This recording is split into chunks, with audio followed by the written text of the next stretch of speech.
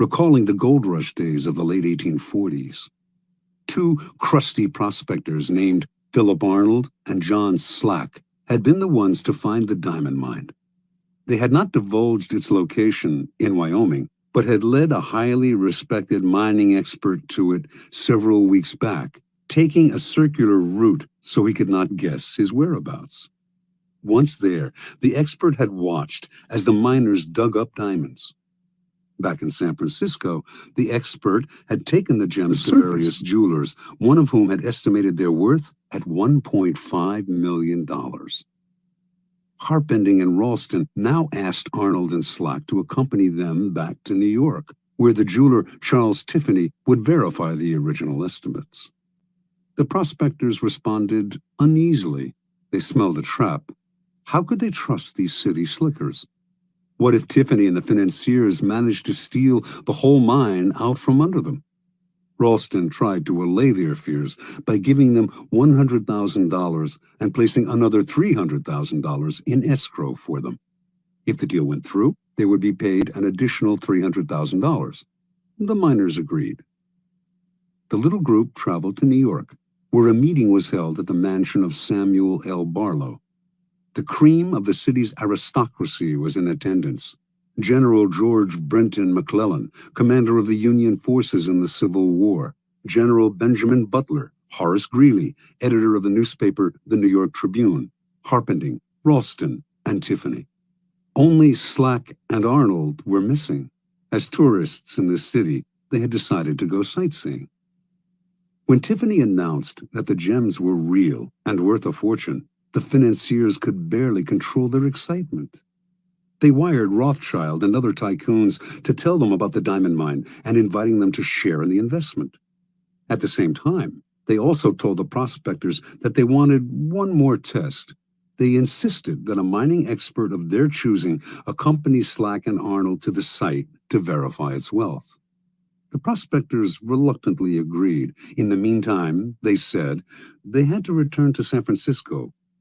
The jewels that Tiffany had examined, they left with Harpending for safekeeping. Several weeks later, a man named Louis Janin, the best mining expert in the country, met the prospectors in San Francisco. Janin was a born skeptic who was determined to make sure that the mine was not a fraud. Accompanying Janin were Harpending and several other interested financiers. As with the previous expert, the prospectors led the team through a complex series of canyons, completely confusing them as to their whereabouts. Arriving at the site, the financiers watched in amazement as Janin dug the area up, leveling anthills, turning over boulders, and finding emeralds, rubies, sapphires, and most of all, diamonds. The dig lasted 8 days, and by the end, Janin was convinced. He told the investors that they now possessed the richest field in mining history. With 100 men and proper machinery, he told them, I would guarantee to send out $1 million in diamonds every 30 days. Returning to San Francisco a few days later, Ralston, Harpending, and Company acted fast to form a $10 million corporation of private investors. First, however, they had to get rid of Arnold and Slack. That meant hiding their excitement. They certainly did not want to reveal the field's real value. So they played possum. Who knows if Janin is right, they told the prospectors. The mine may not be as rich as we think. This just made the prospectors angry. Trying a different tactic, the financiers told the two men that if they insisted on having shares in the mine, they would end up being fleeced by the unscrupulous tycoons and investors who would run the corporation. Better, they said, to take the $700,000 already offered, an enormous sum at the time, and put their greed aside. This, the prospectors seemed to understand, and they finally agreed to take the money, in return signing the rights to the site over to the financiers and leaving maps to it. News of the mine spread like wildfire. Prospectors fanned out across Wyoming. Meanwhile, Harpending and Group began spending the millions they had collected from their investors, buying equipment, hiring the best men in the business, and furnishing luxurious offices in New York and San Francisco. A few weeks later, on their first trip back to the site, they learned the hard truth. Not a single diamond or ruby was to be found. It was all a fake. They were ruined. Harpending had unwittingly lured the richest men in the world into the biggest scam of the century. Interpretation. Arnold and Slack pulled off their stupendous con, not by using a fake engineer or bribing Tiffany. All of the experts had been real. All of them honestly believed in the existence of the mine and in the value of the gems. What had fooled them all was nothing else than Arnold and Slack themselves. The two men seemed to be such rubes, such hayseeds, so naive, that no one for an instant had believed them capable of an audacious scam. The prospectors had simply observed the law of appearing more stupid than the mark, the deceiver's first commandment. The logistics of the con were quite simple. Months before Arnold and Slack announced the discovery of the diamond mine, they traveled to Europe, where they purchased some real gems for around $12,000, part of the money they had saved from their days as gold miners. They then salted the mine with these gems, which the first expert dug up and brought to San Francisco. The jewelers who had appraised these stones, including Tiffany himself, had gotten caught up in the fever and had grossly overestimated their value. Then Ralston gave the prospectors $100,000 as security, and immediately after their trip to New York, they simply went to Amsterdam, where they bought sacks of uncut gems before returning to San Francisco. The second time they salted the mine, there were many more jewels to be found. The effectiveness of this scheme, however, rested not on tricks like these, but on the fact that Arnold and Slack played their parts to perfection. On their trip to New York, where they mingled with millionaires and tycoons, they played up their clodhopper image, wearing pants and coats a size or two too small, and acting incredulous at everything they saw in the big city. No one believed that these country simpletons could possibly be conning the most devious, unscrupulous financiers of the time. Keys to power. Given how important the idea of intelligence is to most people's vanity, it is critical never inadvertently to insult or impugn a person's brain power. That is an unforgivable sin, but if you can make this iron rule work for you, it opens up all sorts of avenues of deception. Subliminally reassure people that they are more intelligent than you are, or even that you are a bit of a moron, and you can run rings around them. The feeling of intellectual superiority you give them will disarm their suspicion muscles. Intelligence is the obvious quality to downplay, but why stop there? Taste and sophistication rank close to intelligence on the vanity scale, make people feel they are more sophisticated than you are, and their guard will come down. As Arnold and Slack knew, an air of complete naivete can work wonders. Those fancy financiers were laughing at them behind their backs, but who laughed loudest in the end? In general, then, always make people believe they are smarter and more sophisticated than you are. They will keep you around because you make them feel better about themselves, and the longer you are around, the more opportunities you will have to deceive them. Law 22. Use the surrender tactic. Transform weakness into power. Judgment. When you are weaker, never fight for honor's sake. Choose surrender instead. Surrender gives you time to recover, time to torment and irritate your conqueror, time to wait for his power to wane. Do not give him the satisfaction of fighting and defeating you. Surrender first. By turning the other cheek, you infuriate and unsettle him. Make surrender a tool of power. Observance of the law. Sometime in the 1920s, the German writer Bertolt Brecht became a convert to the cause of communism. From then on, his plays, essays, and poems reflected his revolutionary fervor, and he generally tried to make his ideological statements as clear as possible. When Hitler came to power in Germany, Brecht and his communist colleagues became marked men. He had many friends in the United States, Americans who sympathized with his beliefs, as well as fellow German intellectuals who had fled Hitler. In 1941, accordingly, Brecht emigrated to the United States and chose to settle in Los Angeles, where he hoped to make a living in the film business. Over the next few years, Brecht wrote screenplays with a pointedly anti-capitalist slant. He had little success in Hollywood, so in 1947, the war having ended, he decided to return to Europe. That same year, however, the U.S. Congress's House Un-American Activities Committee began its investigation into supposed communist infiltration in Hollywood. It began to gather information on Brecht, who had so openly espoused Marxism, and on September 19, 1947, only a month before he had planned to leave the United States, he received a subpoena to appear before the committee. In addition to Brecht, a number of other writers, producers, and directors were summoned to appear as well, and this group came to be known as the Hollywood 19. Before going to Washington, the Hollywood 19 met to decide on a plan of action. Their approach would be confrontational. Instead of answering questions about their membership, or lack of it, in the Communist Party, they would read prepared statements that would challenge the authority of the committee and argue that its activities were unconstitutional. Even if this strategy meant imprisonment, it would gain publicity for their cause. Brecht disagreed. What good was it, he asked, to play the martyr and gain a little public sympathy if in the process they lost the ability to stage their plays and sell their scripts for years to come? He felt certain they were all more intelligent than the members of the committee.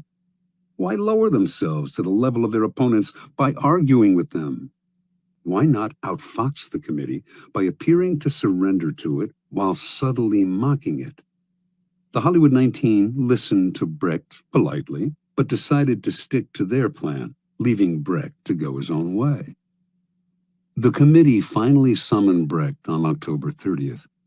They expected him to do what others among the Hollywood 19 who had testified before him had done: argue, refuse to answer questions, challenge the committee's right to hold its hearing, even yell and hurl insults.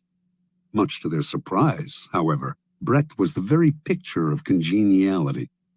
He wore a suit, something he rarely did, smoked a cigar. He had heard that the committee chairman was a passionate cigar smoker, answered their questions politely, and generally deferred to their authority.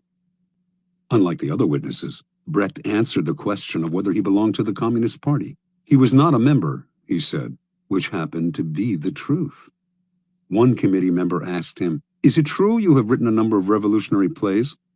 Brecht had written many plays with overt communist messages, but he responded, "I have written a number of poems and songs and plays in the fight against Hitler, and, of course, they can be considered, therefore, as revolutionary because I, of course, was for the overthrow of that government." This statement went unchallenged. Brecht's English was more than adequate, but he used an interpreter throughout his testimony, a tactic that allowed him to play subtle games with language. When committee members found communist leanings in lines from English editions of his poems, he would repeat the lines in German for the interpreter, who would then retranslate them, and somehow they would come out innocuous. At one point, a committee member read one of Brecht's revolutionary poems out loud in English and asked him if he had written it. "No," he responded, "I wrote a German poem, which is very different from this." The author's elusive answers baffled the committee members, but his politeness and the way he yielded to their authority made it impossible for them to get angry with him. After only an hour of questioning, the committee members had had enough. "Thank you very much," said the chairman. "You are a good example to the other witnesses." Not only did they free him, they offered to help him if he had any trouble with immigration officials who might detain him for their own reasons. The following day, Brecht left the U.S., never to return. Interpretation. The Hollywood 19's confrontational approach won them a lot of sympathy, and years later they gained a kind of vindication in public opinion. But they were also blacklisted and lost valuable years of profitable working time. Brecht, on the other hand, expressed his disgust at the committee more indirectly. It was not that he changed his beliefs or compromised his values. Instead, during his short testimony, he kept the upper hand by appearing to yield, while all the time running circles around the committee with vague responses, outright lies that went unchallenged because they were wrapped in enigmas and word games. In the end, he kept the freedom to continue his revolutionary writing, as opposed to suffering imprisonment or detainment in the United States, even while subtly mocking the committee and its authority with his pseudo-obedience. Keep in mind the following. People trying to make a show of their authority are easily deceived by the surrender tactic. Your outward sign of submission makes them feel important, satisfied that you respect them. They become easier targets for a later counterattack or for the kind of indirect ridicule used by Brecht. Measuring your power over time, never sacrifice long-term maneuverability for the short-lived glories of martyrdom. Keys to power. What gets us into trouble in the realm of power is often our own overreaction to the moves of our enemies and rivals. That overreaction creates problems we would have avoided had we been more reasonable. It also has an endless rebound effect, for the enemy then overreacts as well. It is always our first instinct to react, to meet aggression with some other kind of aggression. But the next time someone pushes you, and you find yourself starting to react, try this. Do not resist or fight back, but yield, turn the other cheek, bend. You will find that this often neutralizes their behavior. They expected, even wanted you to react with force, and so they are caught off guard and confounded by your lack of resistance. By yielding, you in fact control the situation, because your surrender is part of a larger plan to lull them into believing they have defeated you. This is the essence of the surrender tactic. Inwardly, you stay firm, but outwardly, you bend. Deprived of a reason to get angry, your opponents will often be bewildered instead, and they are unlikely to react with more violence, which would demand a reaction from you. Instead, you are allowed the time and space to plot the counter moves that will bring them down. In the battle of the intelligent against the brutal and the aggressive, the surrender tactic is the supreme weapon. It does require self-control. Those who genuinely surrender give up their freedom and may be crushed by the humiliation of their defeat. You have to remember that you only appear to surrender, like the animal that plays dead to save its hide. Power is always in flux. Since the game is, by nature, fluid and an arena of struggle, those with power almost always find themselves eventually on the downward swing. If you find yourself temporarily weakened, the surrender tactic is perfect for raising yourself up again. It disguises your ambition. It teaches you patience and self-control, key skills in the game, and it puts you in the best possible position for taking advantage of your oppressor's sudden slide. If you run away or fight back, in the long run, you cannot win. If you surrender, you will almost always emerge victorious. Law 23. Concentrate your forces. Judgment. Conserve your forces and energies by keeping them concentrated at their strongest point. You gain more by finding a rich mine and mining it deeper than by flitting from one shallow mine to another. Intensity defeats extensity every time. When looking for sources of power to elevate you, find the one key patron, the fat cow, who will give you milk for a long time to come. Transgression of the law. In China, in the early 6th century BC, the kingdom of Wu began a war with the neighboring northern provinces of the Middle Kingdom. Wu was a growing power, but it lacked the great history and civilization of the Middle Kingdom, for centuries the center of Chinese culture. By defeating the Middle Kingdom, the king of Wu would instantly raise his status. The war began with great fanfare and several victories, but it soon bogged down. A victory on one front would leave the Wu armies vulnerable on another.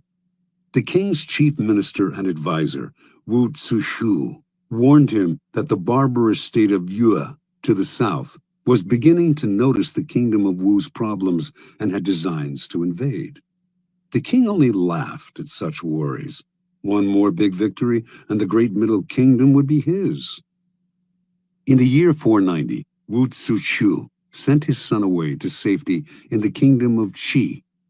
In doing so, he sent the king a signal that he disapproved of the war and that he believed the king's selfish ambition was leading Wu to ruin. The king, sensing betrayal, lashed out at his minister, accusing him of a lack of loyalty, and, in a fit of anger, ordered him to kill himself. Wu Zishu obeyed his king, but before he plunged the knife into his chest, he cried, "Tear out my eyes, O king, and fix them on the gate of Wu, so that I may see the triumphant entry of Yue." As Wu Zishu had predicted, within a few years, a Yue army passed beneath the gate of Wu. As the barbarians surrounded the palace, the king remembered his minister's last words and felt the dead man's disembodied eyes watching his disgrace. Unable to bear his shame, the king killed himself, covering his face so that he would not have to meet the reproachful gaze of his minister in the next world. Interpretation. The story of Wu is a paradigm of all the empires that have come to ruin by overreaching. Drunk with success and sick with ambition, such empires expand to grotesque proportions and meet a ruin that is total. For the Chinese, the fate of the kingdom of Wu serves as an elemental lesson on what happens when you dissipate your forces on several fronts, losing sight of distant dangers for the sake of present gain. If you are not in danger, says Sun Tzu, do not fight. It is almost a physical law. What is bloated beyond its proportions inevitably collapses. The mind must not wander from goal to goal, or be distracted by success from its sense of purpose and proportion. What is concentrated, coherent, and connected to its past has power. What is dissipated, divided, and distended rots and falls to the ground. The bigger it bloats, the harder it falls. Keys to power. As Schopenhauer wrote, intellect is a magnitude of intensity, not a magnitude of extensity. Napoleon knew the value of concentrating your forces at the enemy's weakest spot. It was the secret of his success on the battlefield. But his willpower and his mind were equally modeled on this notion. Single-mindedness of purpose, total concentration on the goal, and the use of these qualities against people less focused, people in a state of distraction. Such an arrow will find its mark every time and overwhelm the enemy. Concentrate on a single goal, a single task, and beat it into submission.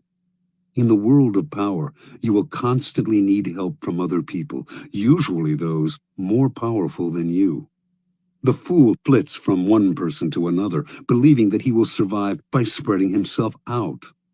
It is a corollary of the law of concentration, however, that much energy is saved and more power is attained by affixing yourself to a single, appropriate source of power. Throughout his life, the 16th century writer Pietro Aretino suffered the indignities of having to please this prince and that. At last, he had had enough and decided to woo Charles V, promising the emperor the services of his powerful pen. He finally discovered the freedom that came from attachment to a single source of power. Michelangelo found this freedom with Pope Julius II, Galileo with the Medicis. In the end, the single patron appreciates your loyalty and becomes dependent on your services. In the long run, the master serves the slave. Power always exists in concentrated forms. In any organization, it is inevitable for a small group to hold the strings. And often, it is not those with the titles. In the game of power, only the fool flails about without fixing his target. You must find out who controls the operations, who is the real director behind the scenes. As Richelieu discovered at the beginning of his rise to the top of the French political scene during the early 17th century, it was not King Louis XIII who decided things. It was the king's mother. And so he attached himself to her and catapulted through the ranks of the courtiers all the way to the top. It is enough to strike oil once. Your wealth and power are assured for a lifetime. Law 24. Play the perfect courtier. Judgment. The perfect courtier thrives in a world where everything revolves around power and political dexterity. He has mastered the art of indirection. He flatters, yields to superiors, and asserts power over others in the most oblique and graceful manner. Learn and apply the laws of courtiership, and there will be no limit to how far you can rise in the court. Court society. It is a fact of human nature that the structure of a court society forms itself around power. In the past, the court gathered around the ruler and had many functions. Besides keeping the ruler amused, it was a way to solidify the hierarchy of royalty, nobility, and the upper classes, and to keep the nobility both subordinate and close to the ruler, so that he could keep an eye on them. The court serves power in many ways, but most of all, it glorifies the ruler, providing him with a microcosmic world that must struggle to please him. To be a courtier was a dangerous game. A 19th century Arab traveler to the court of Darfur, in what is now Sudan, reported that courtiers there had to do whatever the Sultan did. If he were injured, they had to suffer the same injury. If he fell off his horse during a hunt, they fell too. Mimicry like this appeared in courts all over the world.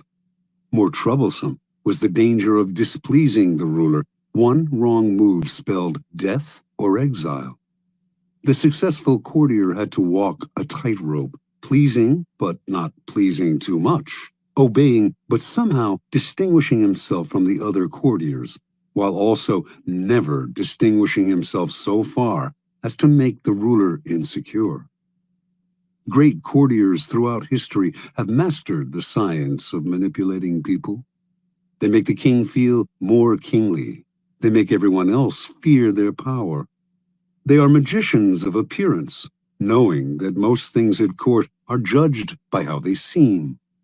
Great courtiers are gracious and polite.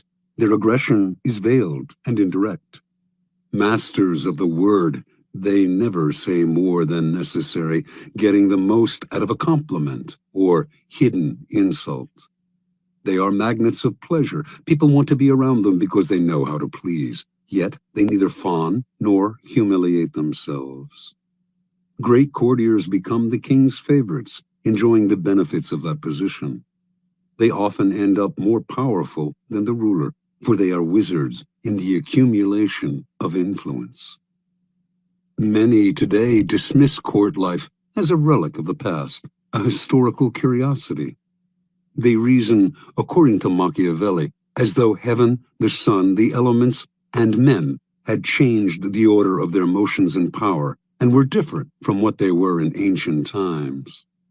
There may be no more sun kings, but there are still plenty of people who believe the sun revolves around them. The royal court may have more or less disappeared, or at least lost its power, but courts and courtiers still exist because power still exists. A courtier is rarely asked to fall off a horse anymore, but the laws that govern court politics are as timeless as the laws of power. There is much to be learned, then, from great courtiers past and present. The laws of court politics. Avoid ostentation.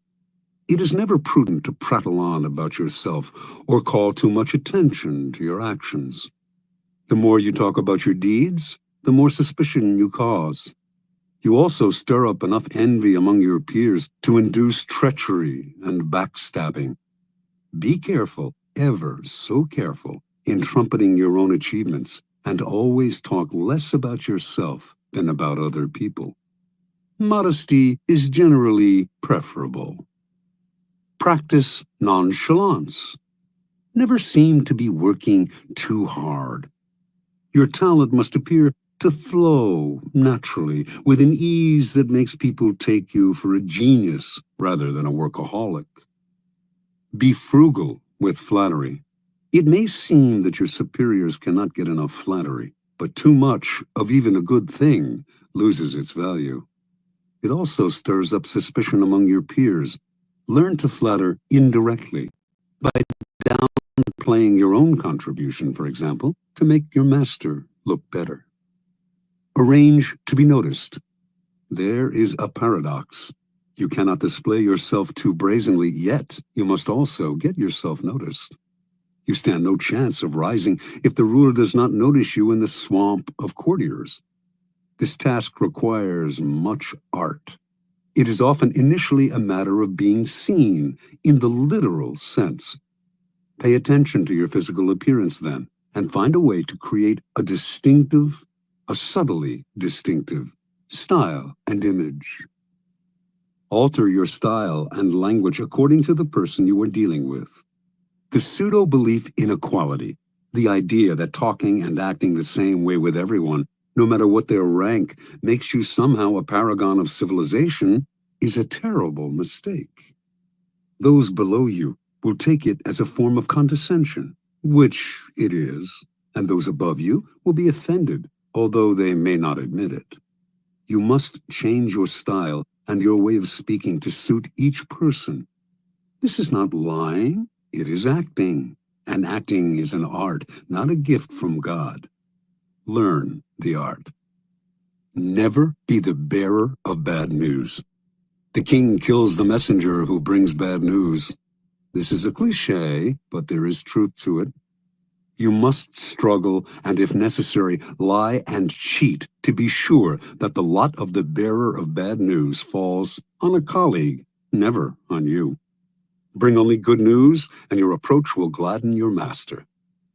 Never affect friendliness and intimacy with your master. He does not want a friend for a subordinate. He wants a subordinate. Never approach him in an easy, friendly way, or act as if you are on the best of terms. That is his